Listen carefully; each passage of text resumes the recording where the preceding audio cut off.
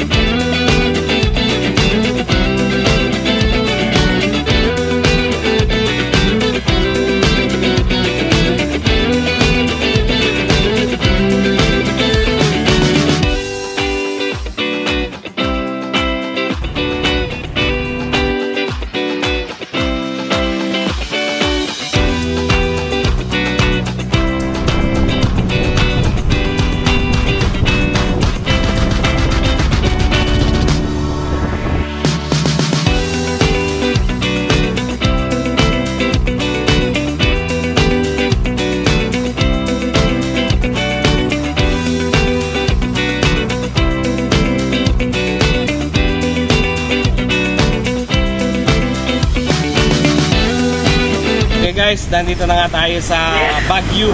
Dito tayo dumaan sa Cannon Road. So, pupunta natin yung sikat na pasyalan dito, yung Lion. Yung isa sa trademark ng Baguio City. Hindi natin napunta nung nakaraan, kaya ngayon mapupunta natin. Kaya guys, manood lang kayo para kasama namin kayo sa paglalakbay sa oras na to. Tara, let's go!